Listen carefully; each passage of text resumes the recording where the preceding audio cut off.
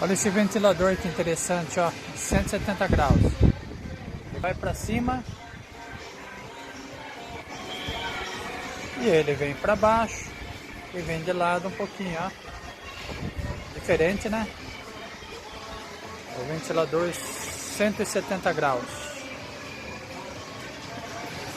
Esse Japão inventa cada coisa, não?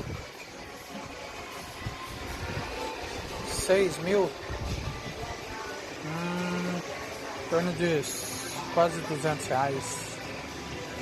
180 reais por aí. Legal, hein?